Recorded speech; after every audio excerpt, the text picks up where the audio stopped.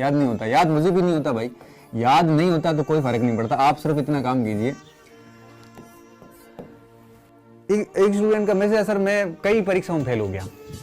कई परीक्षाओं में फेल हो गया का क्या मतलब है? बहुत सारी परीक्षाओं में फेल हो गया। कोई बात नहीं, सिर्फ फुर्सत में 3 सवाल खुद से पूछना कि जिस परीक्षा में आप फेल हुए थे उसका सिलेबस पूरा पढ़ा? क्या आपने कम से कम 4 से 5 बार पाठ्यक्रम पढ़ा? आपके अंदर से जवाब आएगा कि बेटा नहीं पढ़ा।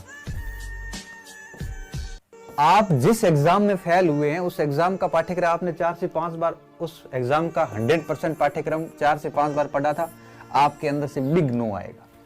पहली चीज। दूसरी बात, आपने जो पुस्तक शुरू की है, जो पुस्तक स्टार्ट की है, क्या उस पुस्तक को आपने कभी पूर्ण किया है या बीच में छोड़ दी? आदमी पढ़ते आपका सीना चौड़ा हो जाता है, कॉलर ऊपर हो जाता है, अब तो मुझे सारा आता है। व्यक्ति क्या चंचल बहुत है, 4 लाइनें पढ़ के अंदर से ऐसे फूल जाता है कि मुझे तो सब आता है। ऐसे फूलना नहीं है कि मुझे सब आता है। आपने कभी कोई पुस्तक पूर्ण करी है 102 से 3 बार? अंदर से आएगा नहीं करी। अरे किताब पढ़ी नहीं, पाठ्यक्रम पढ़ा नहीं, तो नौकरी कहां से लगेगी? अब क्या हम सब फेल हो गए? अब फेल ही होंगे ना जब आप पाठ्यक्रम पढ़ नहीं रहे हैं, आप पुस्तक पढ़ नहीं रहे। आप क्या कर रहे हैं? आप 50 से 60% कोर्स ही तैयार कर रहे हैं। ढंग से देखना। आप आज मैं आपको चैलेंज दे रहा हूं, घर जाना, घर ही हो वैसे, और आप अपने सिलेबस को निकालना, ईमानदारी से उस सिलेबस की पूरे पाठ देखना, और आज ये काम करके और खुद से सवाल करना कि इसमें से मुझे कितना % तैयार है।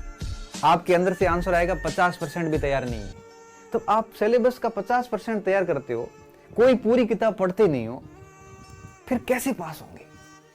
और परीक्षा पास करने के लिए 2 ही चीजें चाहिए कि सिलेबस को 4 से 5 बार पढ़ना। याद होता है या नहीं होता डजंट मैटर, याद नहीं होता कोई फर्क नहीं पड़ता, लेकिन आपको कोर्स 4 से 5 बार पढ़ना है, मतलब पढ़ना है बस।